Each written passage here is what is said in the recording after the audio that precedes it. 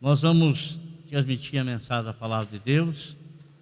Nós tivemos já, graças a Deus, no culto da manhã, e agora às 17 horas também. E o Senhor tem estado conosco, graças a Deus, né? Glória a Deus pela presença do Senhor na nossa vida, na vida da igreja. Nós queremos falar com os irmãos hoje algumas coisas relacionadas aí a umas revelações que o Senhor nos dá. Logicamente, não temos condições alguma de falar nesse momento sobre as revelações que estão descritas na Palavra de Deus.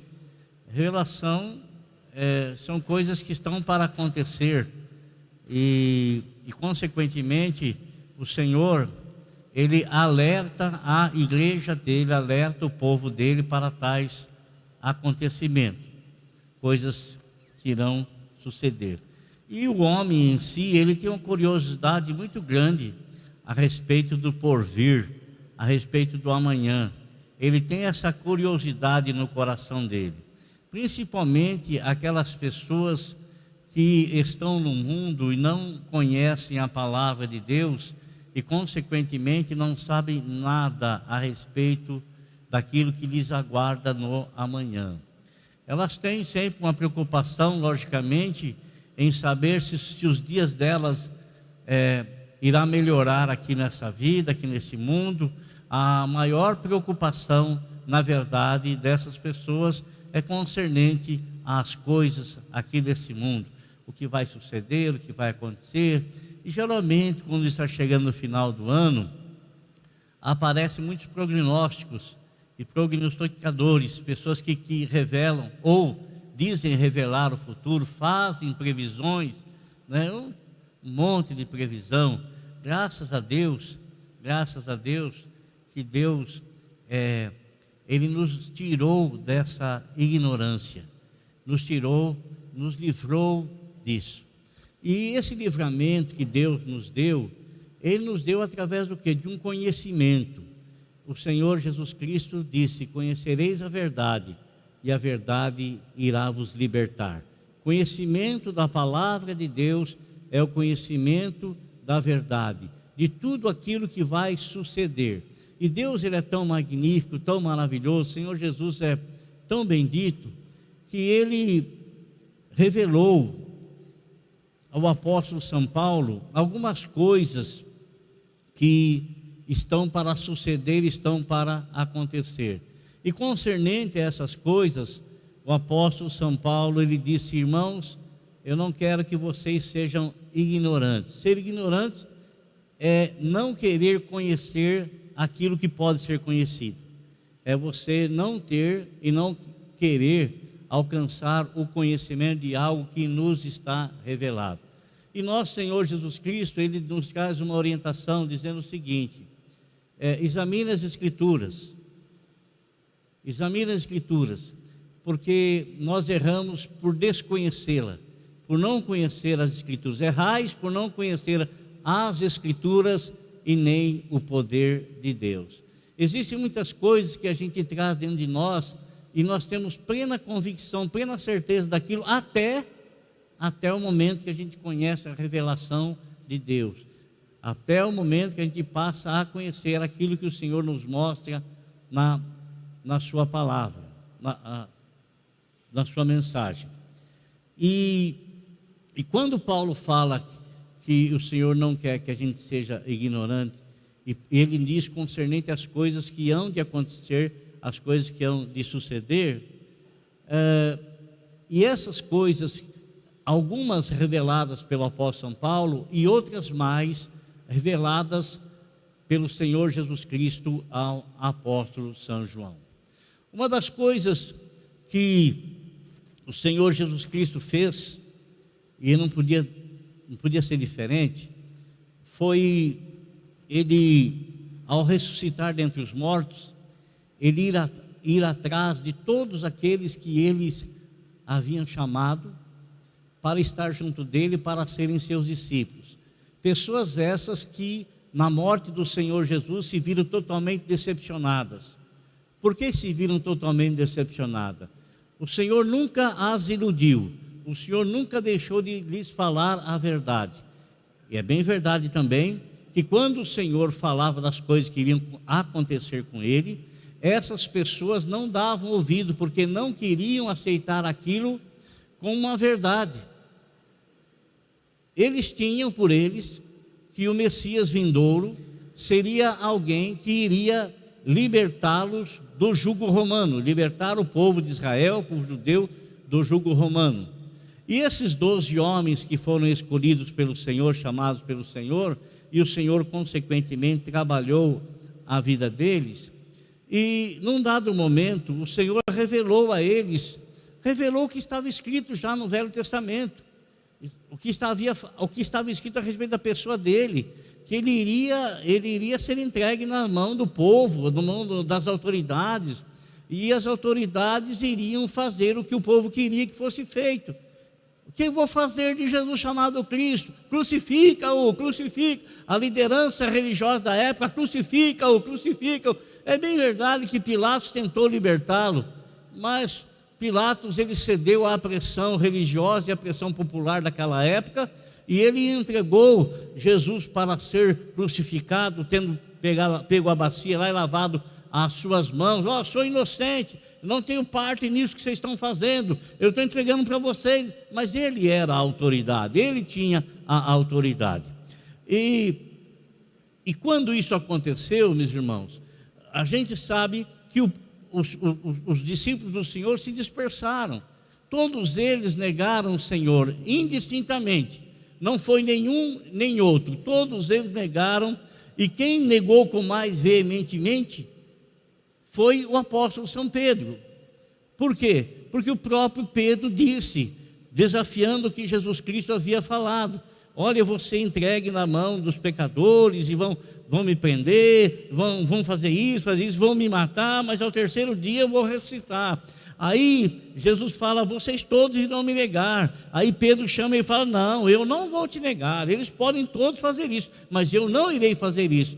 Foi aquele que mais o negou veementemente, disse por 3 vezes consecutivas: eu não conheço esse homem. Quando foi questionado, sendo afirmado que ele era um discípulo do Senhor. Irmãos, aconteceu como o Senhor Jesus Cristo havia dito que iria acontecer. Só que os discípulos não queriam ouvir, não queriam aceitar aquela verdade. E quando nós não queremos aceitar a verdade, quando ela acontece, a gente se decepciona. Eles ficaram decepcionados. E ficando decepcionados, cada um foi fazer o que outrora fazia. Quer dizer, é como se eles quisessem apagar aquela parte na vida deles, né? Pedro foi pescar, as outras pessoas foram pescar, os demais também, cada um foi para um local, um lugar, né? Mas, irmão, Deus é maravilhoso. Jesus Cristo, cumpriu-se tudo quanto a respeito dele estava escrito. Tudo, tudo, tudo. Ele nunca iludiu os seus discípulos, ele sempre falou a verdade. Muito embora os discípulos não queriam e não aceitaram a verdade que o Senhor estava falando, por isso se decepcionaram tremendamente, porque eles aguardaram, eles pensaram que ninguém jamais teria autoridade sobre a vida de Jesus. Mas o próprio Senhor Jesus Cristo disse para um governante: você não teria autoridade nenhuma sobre mim se pelo meu Pai não lhe fosse dado. Não teria autoridade se pelo meu Pai não fosse dado. E então fizeram com ele o que estava escrito que haveria de ser feito. Agora o Senhor Jesus Cristo, o que ele faz? Ele ressuscitou, ele vai atrás de cada um daqueles que haviam sido chamados por ele.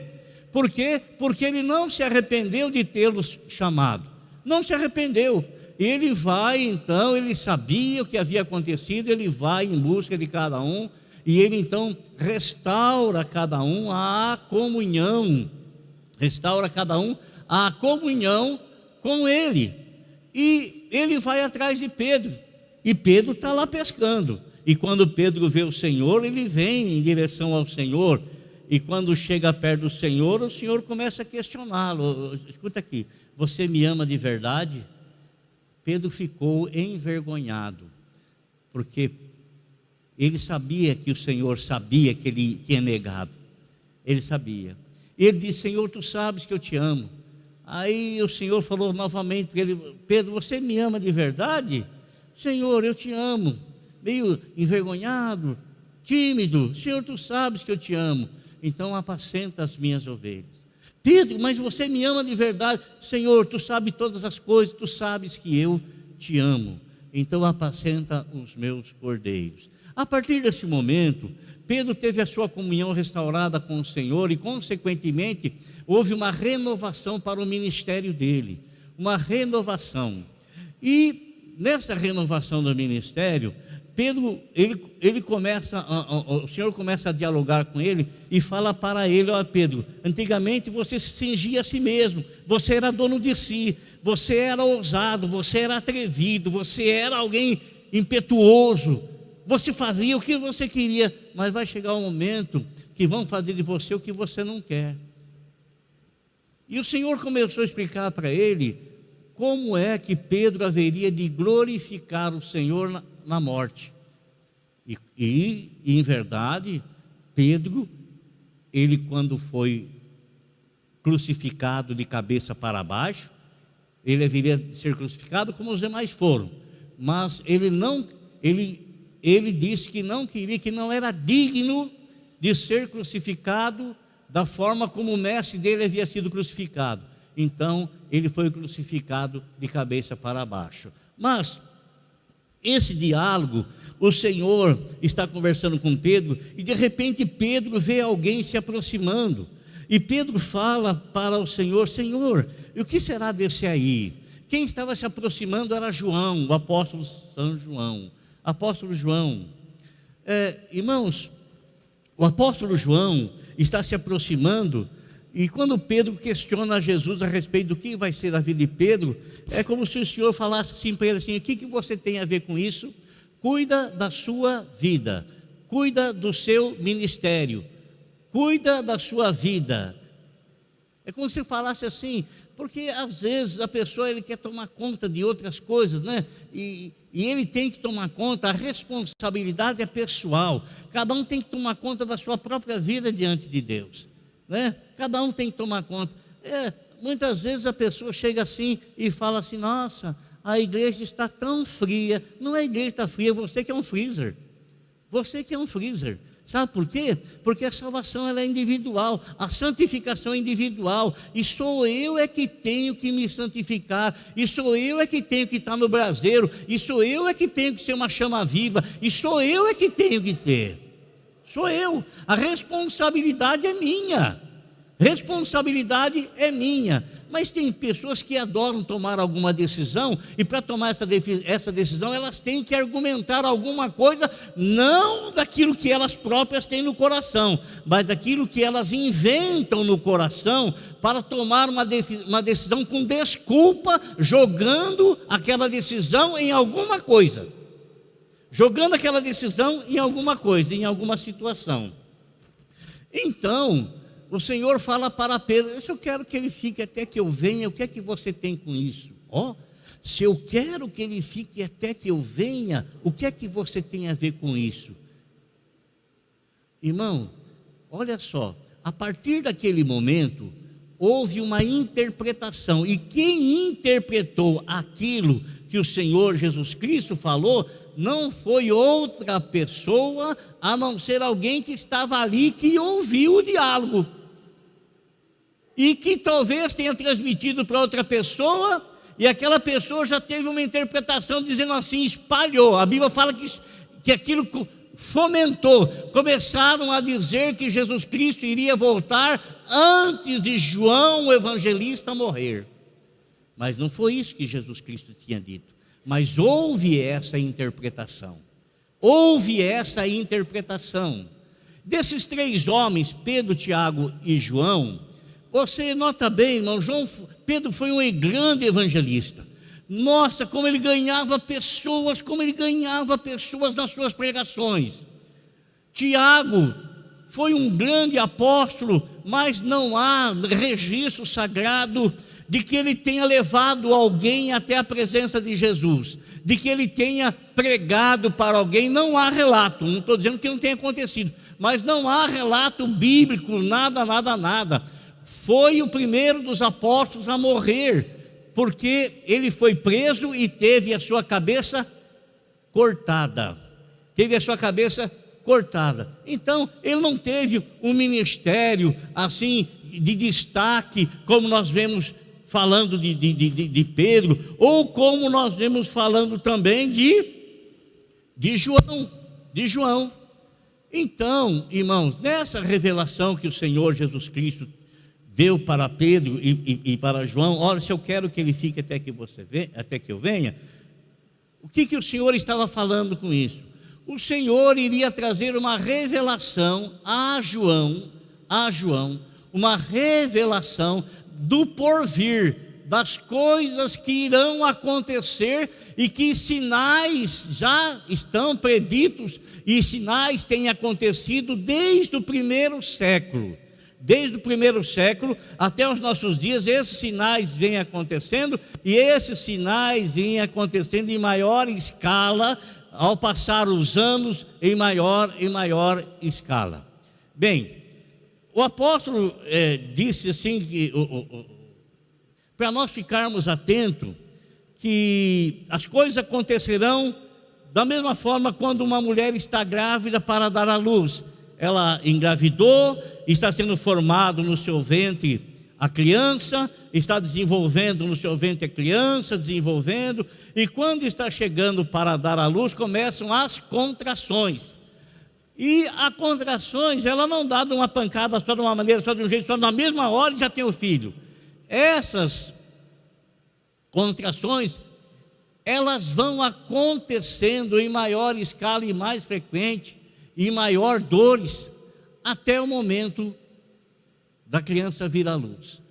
As coisas profetizadas com respeito ao mundo, com respeito às coisas que estão acontecendo, que irão acontecer, é dessa forma. Foi profetizada no começo, no início, então começou a se formar, os eventos foram se dando, está se desenvolvendo, esses eventos do anticristo está se desenvolvendo, e vai chegar o momento em que tudo vai se cumprir.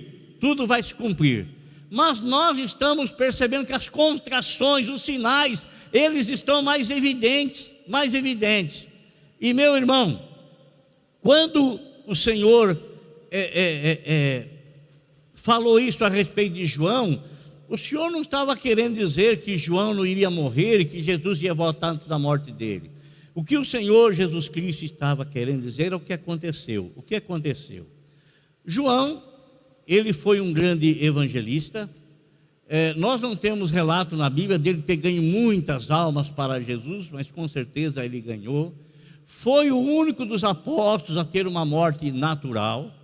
E o apóstolo João, ele na verdade, ele foi perseguido pelo imperador Domiciano, um imperador que perseguiu por demais a igreja cristã. Muitos imperadores romanos perseguiram a igreja cristã. Haja visto Nero, que perseguiu Paulo, que matou Paulo e perseguiu os cristãos, ateou fogo em Roma e culpou os cristãos. E esse Domiciano foi anterior a Nero, e ele também foi um grande perseguidor da igreja,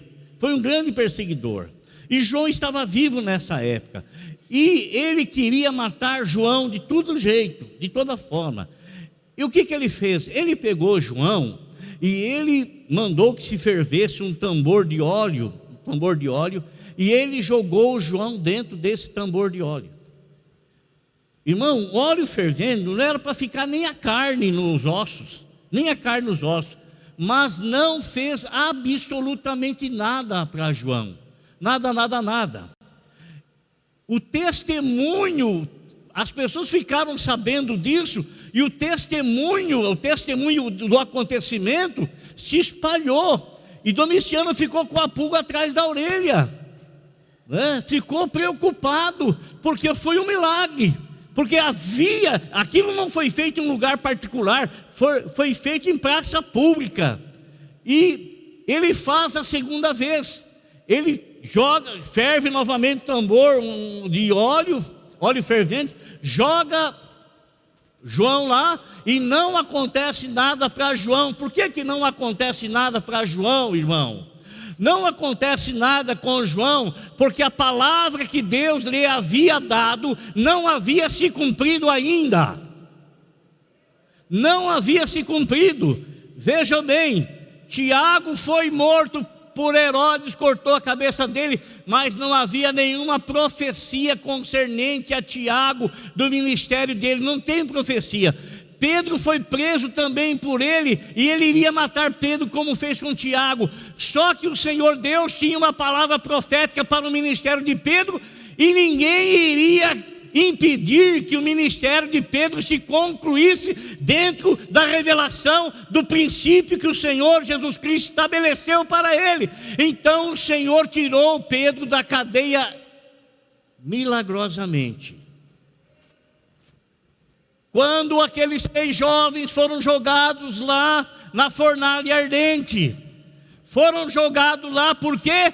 Porque eles deram testemunho do Deus Todo-Poderoso, e Nabucodonosor ficou uma fera, pegou os 3, jogou os 3 dentro da fornalha ardente. Aconteceu alguma coisa com eles? Não. Por que não? Porque aquilo foi um testemunho glorioso, que fez com que Nabucodonosor dobrasse o coração dele diante de Deus e fizesse um decreto para todo o povo de Babilônia para adorar o Deus Todo-Poderoso. Agora, irmão, a mesma coisa não aconteceu com Domiciano. Ele viu, João não morreu, porque a palavra do Senhor ainda não havia se cumprido na vida de João. Joga João novamente lá, não acontece nada com João, porque a palavra que Deus deu para João, ela permanece de pé. E se você tem uma palavra de Deus na sua vida, não há inferno que vai conseguir tirar você. Não existe. Não existe, irmão. Não, pode vir pandemia, pode vir demonia, pode vir o que for. Pode vir o que for. Nós não vamos abusar de absolutamente nada, mas nós não vamos temer como os demais temem. Sabe por quê? Porque a minha vida não está na mão de nenhum governante. A minha vida está na mão do Supremo. Do Supremo. Está na mão do doador da vida. E eu continuo crendo que o Deus que protegeu os 3 jovens na fornalha não evitou que eles fossem jogados na fornalha, mas evitou que eles morressem na fornalha. O Senhor pode não evitar que você seja atingido com essa praga, como não evitou que eu fui atingido, porque eu já tive ela. A minha esposa já teve, o meu filho já teve, mas o Senhor não permitiu que a nossa vida fosse tirada. Sabe por quê? Porque a minha vida está na mão dele, e aquilo que ele tem para mim ainda não se cumpriu na totalidade. Tem medo? Não, tenho medo, irmão. A gente tem que se precaver, mas trazer para dentro de mim uma doença psicossomática, uma doença que na minha mente, de jeito nenhum. Eu prefiro ter a minha mente cheia da vontade e da palavra de Deus. Aqui, ó. Essa é a recomendação do Senhor.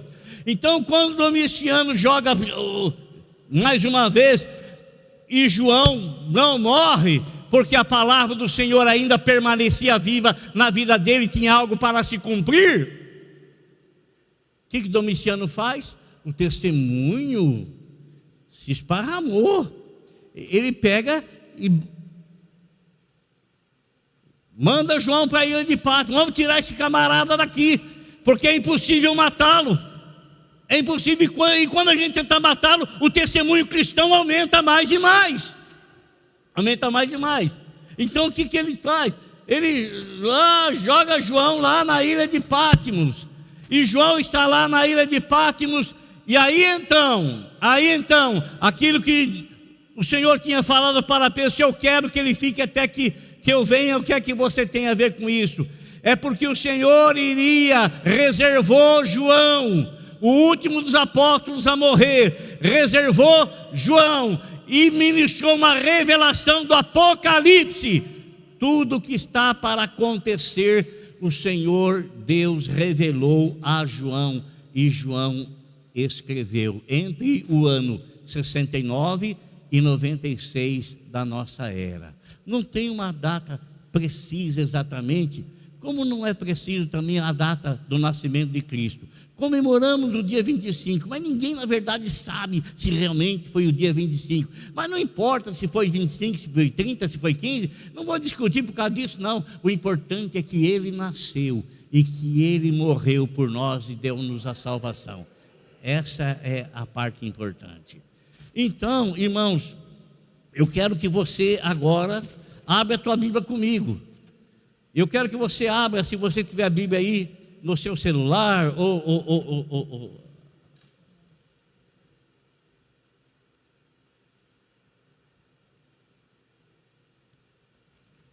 fisicamente aí, no livro de Apocalipse. Quem escreveu o livro de Apocalipse? Logicamente foi João. Agora, na introdução do livro de Apocalipse, irmãos, na introdução do livro de Apocalipse, está escrito assim: revelação de Jesus Cristo.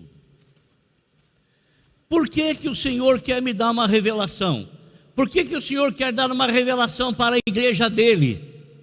Porque Ele não quer que você seja ignorante. Ignorante é você não querer conhecer algo que está revelado. Ignorância, irmão, é ter algo que está revelado e você não ter conhecimento. Está revelado, você pode saber, mas você não sabe. Não é uma ofensa. Não é ofensa. Está ali.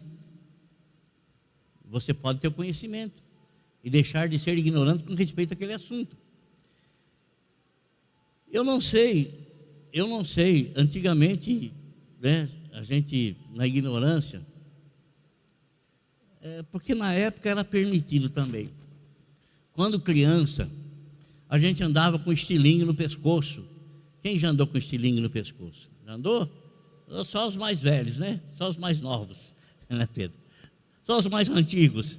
A gente andava, a gente ia caçar passarinho. Lá em Jundiaí, perto da minha casa, tinha um lugar chamado Mazali. Mazali era um mataréu, e tinha muito passarinho lá, e a gente arrumava uma turminha, e a gente ia caçar passarinho. Olha que bobagem, irmão, veja bem. E outras pessoas caçavam alguns pássaros com o fisgo. Quem é que já ouviu falar de fisgo? Fisgo, já ouviu, Mamãe José? Já ouviu falar de fisgo? Fisgo é uma cola que você põe num puleiro, você prepara a comida do passarinho assim, você põe um puleirinho ali e passa fisgo nela, ou então põe fisgo em algum galho com algum alimento que você coloca, e quando o passarinho vem, ele pisa ali, ele fica preso. Você caça ele, não judiação. Mas tem coisa pior. Sabe quando a Bíblia fala assim, que o Senhor te livrará do laço do passarinheiro? Sabe? A Bíblia não fala que o Senhor te livrará do laço do passarinheiro. O que é o laço do passarinheiro? Olha, caçava-se também passarinhos, pomba do ar e outras coisas assim. Seguinte, a pessoa pegava um galho, uma árvore fina, que tinha chasquião, que fala, né? Chasquião. Então a pessoa amarrava uma cordinha nela e colocava aquela cordinha bem amarradinha, bem certinho, fazia um puleirinho, punha comida ali e fazia um laço nessa cordinha, um laço. Quando o passarinho vinha ali e pousava e ele ia comer, né? Ele vinha assim, comia, e ele via o puleirinho ali. A hora que ele estava comendo, ele punha o pé no puleiro, aquilo lá desarmava. Aquela árvore fazia assim, igual vara de pescar que você faz assim, fazia assim. O laço se fechava e estrangulava o pescoço do passarinho. Isso é o laço do passarinheiro. A Bíblia fala que o Senhor Deus nos livrará do laço do passarinheiro. Como é que o Senhor vai nos livrar do laço do passarinheiro? Nós iremos ser libertos e livres do laço do passarinheiro, conhecendo as astúcias do passarinheiro. E para conhecer as astúcias do passarinheiro, nós temos aonde para conhecer? Na palavra de Deus. Está ali escrito na palavra do Senhor. Quando Ele fala que Ele vai nos livrar do laço do passarinheiro, ele está escrito que ele vai nos livrar dos laços que nos são ocultos. E esse livramento dos laços que nos são ocultos nos advém através do conhecimento. E esse conhecimento nos vem através da revelação da palavra de Deus. A revelação da palavra de Deus. A revelação da palavra de Deus não deixa você cair. O conhecimento da palavra de Deus não deixa você colocar o seu pescoço no laço que o passarinheiro tem armado para você. Não deixa. Então, o Senhor traz uma revelação. O mundo jaz no maligno. O Deus desse século cegou o entendimento dos incrédulos para que não lhes resplandeça a glória do Evangelho de Deus. Quem não adere, quem não crê, quem não aceita a verdade, adere, crê e aceita a mentira. E o Senhor então revela a palavra dele, porque ele não quer que o povo dele seja pego no laço do passarinheiro. Revelação de Jesus Cristo. Revelação de Jesus Cristo que Deus lhe deu para mostrar aos seus servos. Então a revelação que Deus deu a Jesus tem o intuito de que essa revelação seja mostrada aos seus servos. Está no plural. Está no plural, não está no singular. Era uma revelação que iria ser passada a João e que João consequentemente iria passar aos demais que serviam, aos conservos que serviam ao Senhor juntamente com ele, em todas as épocas, em todos os tempos. Porque se foi escrito no ano 96, digamos isso, e foi compilado, quer dizer que desde o primeiro século, então, a igreja que foi formada até o século 21, o nosso século, nós temos, chegou-se a esse conhecimento e nós temos agora esse conhecimento. Então, diz assim, e mostrar aos seus servos o que em breve há de acontecer. O que em breve há de acontecer? O apóstolo São João, numa das suas cartas, diz assim: filhinhos, esta já é a última hora. Aí a gente pensa um pouco, mas espera aí, em breve há de acontecer, mas faz 2000 anos já que ele escreveu isso. Em breve há de acontecer, ele diz, filhinho, já é a última hora, mas faz 2000 anos. Irmãos, nós não podemos nos esquecer que a revelação é uma revelação dos céus.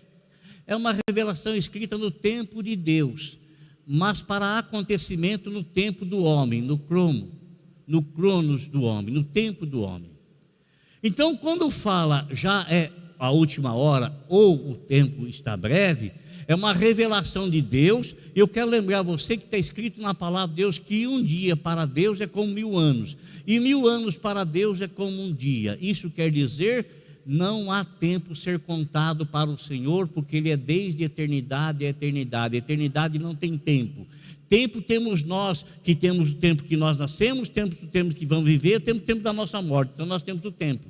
Nós temos prazo de validade. Isso não é com Deus. Deus não. Deus, Ele é para todo sempre. Aquilo que Ele revelou no tempo dEle, na eternidade dEle, é revelado para o homem na época do homem, no tempo do homem, no cronos do homem.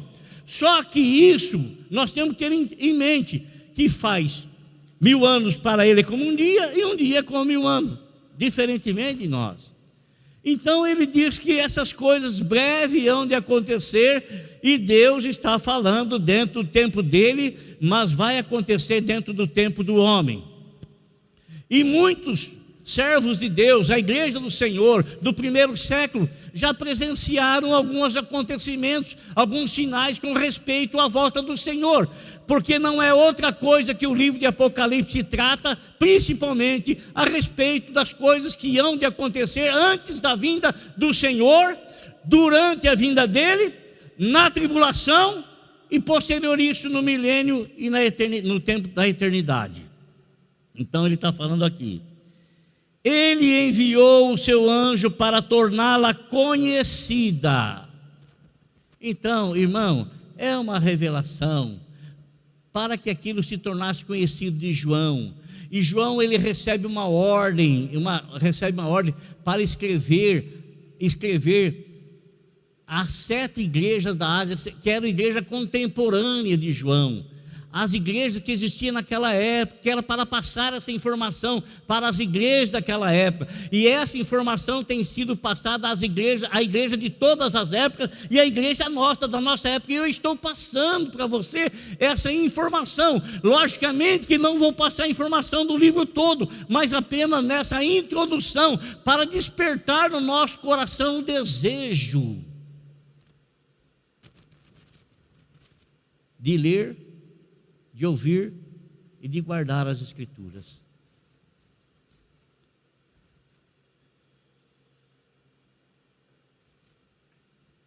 Então ele fala aqui, para torná-la conhecida a seu servo João, que dá testemunho de tudo o que viu, isto é, a palavra de Deus e o testemunho de Cristo.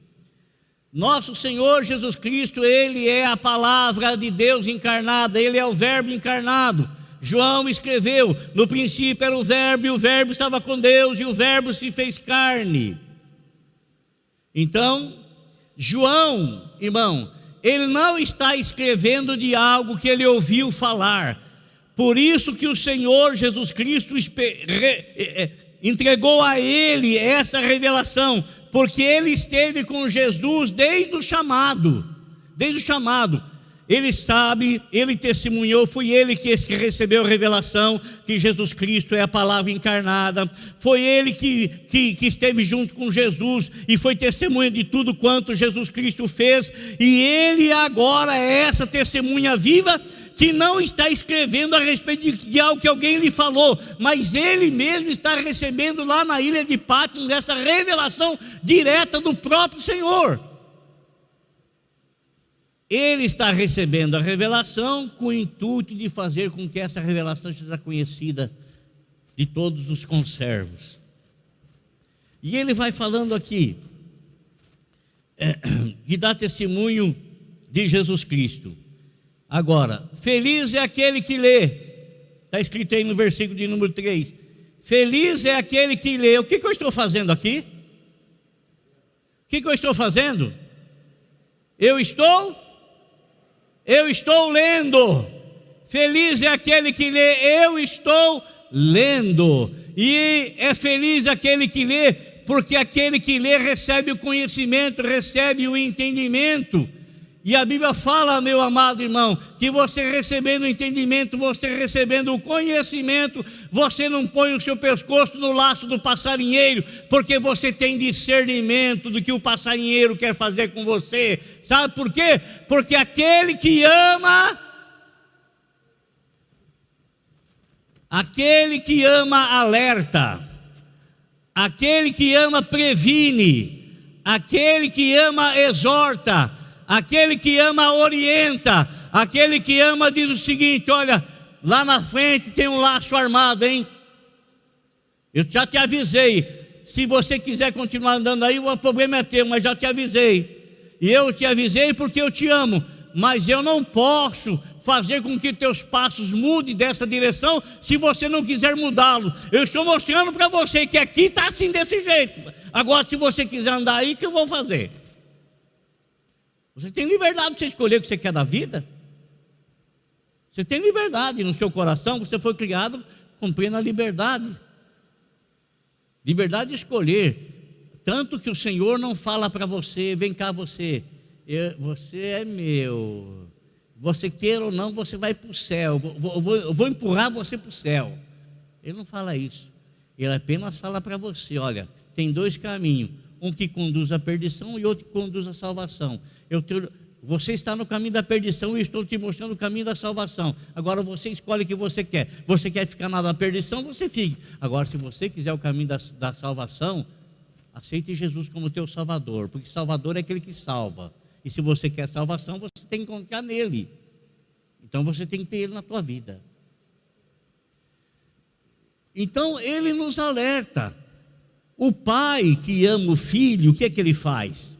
Pela experiência que você tem, você não exorta o seu filho, você não orienta o seu filho. Por que você orienta? Muito embora o filho às vezes dá uma esporada no pai, dá uma cutucada no pai, mas o pai tem uma preocupação com o filho, ama o filho, e a experiência que o pai teve lhe dá autoridade de exortar, de orientar o filho. Não vai por aí que ele é fria.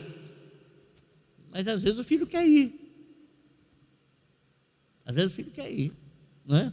Então o nosso Pai Celestial que nos ama, o nosso Pai Celestial, Ele tem nos orientado.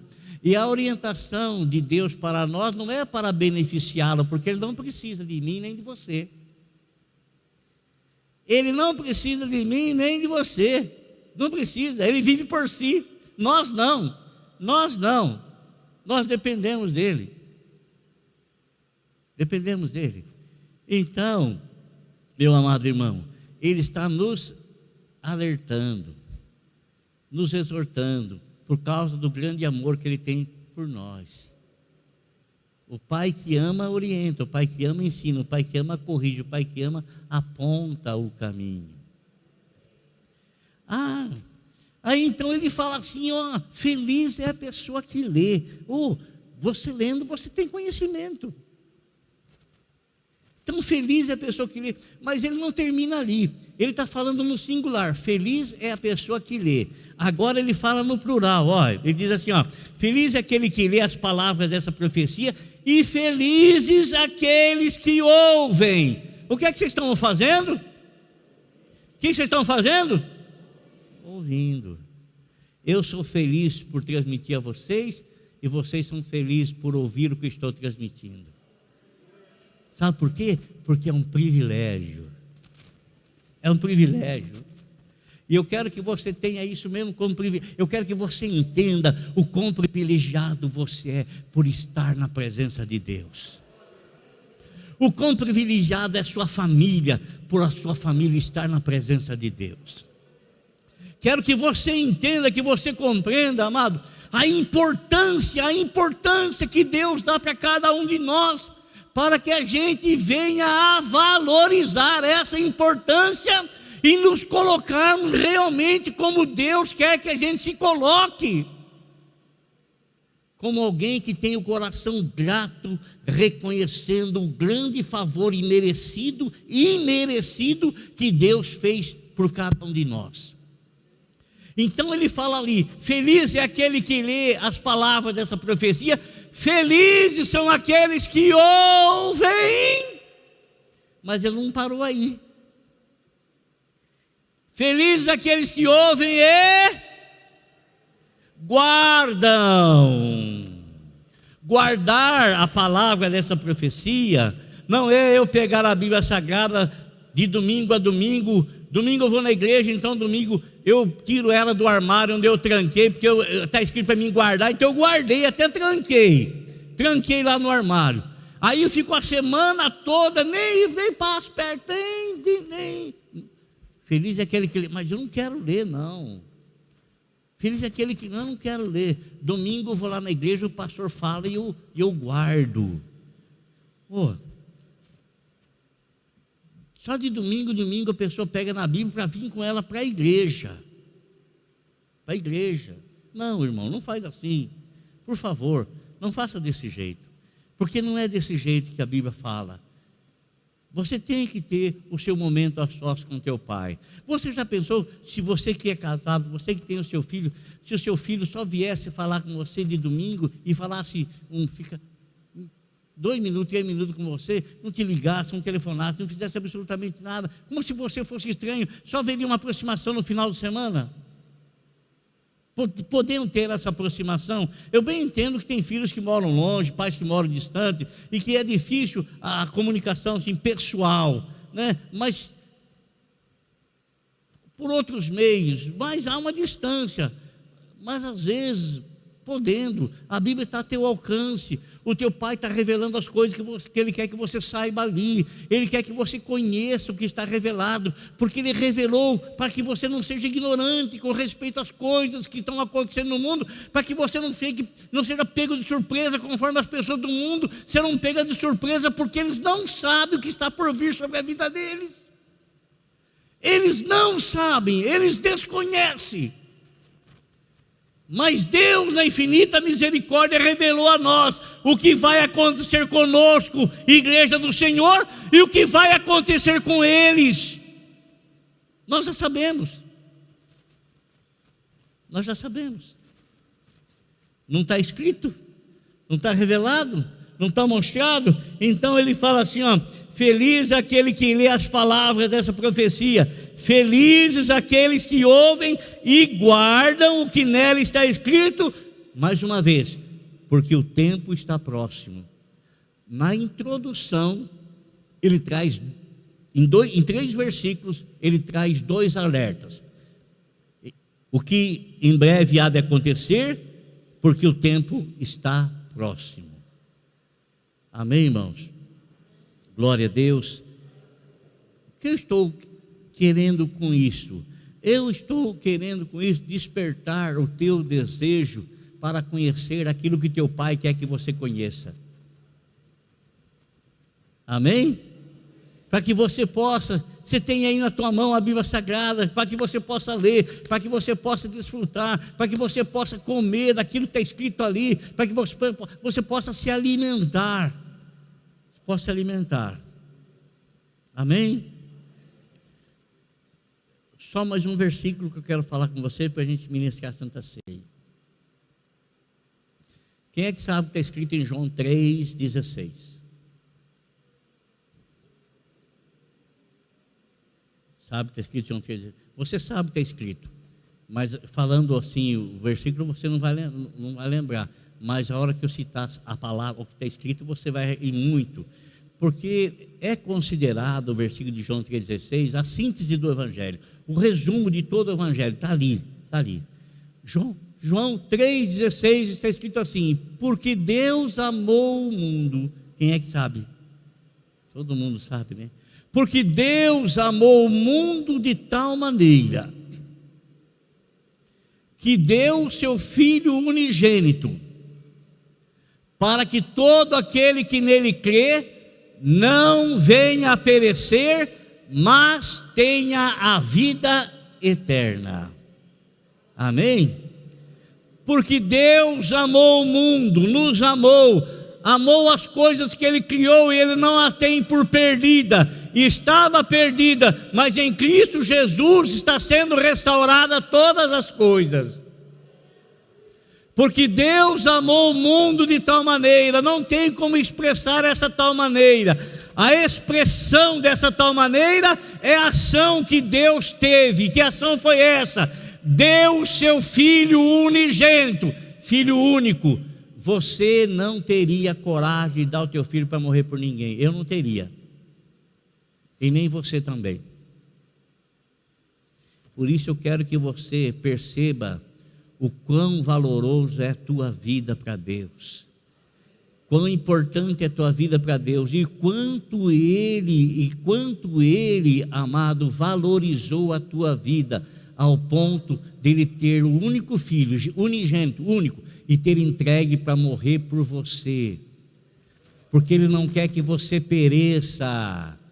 Ele não quer que você, amado irmão, morra distante dele, sem ter jamais a esperança de poder vê-lo como teu Senhor e Salvador, e viver com Ele para todo sempre. Ele agiu em teu favor, deu a vida do Filho dele, e você tendo o Filho, você tem a vida que o Filho trouxe. Aquele que crê em mim tem a vida eterna, diz o Senhor Jesus Cristo. Então o Senhor veio, revelou-se a você, para que você tenha nele a garantia da vida eterna. Amém? Glória a Deus. Então nós vamos encerrar com essa palavra, tá bem? Porque Deus amou o mundo. Você está dentro disso. Porque Deus amou João, porque Deus amou a Maria, porque Deus amou o Antônio. E o amor de Deus pela Maria, pelo João, pelo Antônio foi tão imenso, que tinha Deus o único filho. Deus deu esse filho para morrer pela Maria, pelo João e pelo Antônio, para que a Maria, João e Antônio, crendo nesse filho, não venha perecer, mas tenha a vida eterna. Amém? Glória a Deus. Feche seus olhos, por favor. Senhor Jesus, bendito para sempre e eternamente seja o teu nome. Quero agradecer ao Senhor, a Deus, por nos ajudar com tua palavra. Cria no nosso coração, Senhor, aquilo que está escrito: fome pela tua palavra, desejo de nos alimentarmos, ó Senhor meu Deus, cotidianamente com a tua palavra. Senhor, nos ajuda nisso, Senhor. Nos ajuda nisso, Senhor. Nos ajuda, Pai. Nós precisamos de Ti. Precisamos imensamente conhecer aquilo que o Senhor revelou para nós, Senhor. Para nós conhecermos aquilo que o Senhor já conhece. Para sabermos aquilo que o Senhor já sabe. E para ficarmos, ó Deus, apercebidos através dessas advertências que o Senhor nos faz e nos fala, Senhor. Pai, no nome de Jesus, eu agradeço ao Senhor pela vida de cada um dos meus irmãos, pela salvação de cada um deles. Agradeço ao Senhor pelo privilégio que o Senhor nos dá de estarmos na tua presença. Bom é estarmos aqui, bom é estarmos na presença do Eterno, bom é estarmos na presença do Grandioso, bom é estarmos na presença do Soberano. Aleluia. Senhor, nós vamos ministrar a Santa Ceia agora. Obrigado, Senhor, muito obrigado. Eu te agradeço, em nome de Jesus. Amém.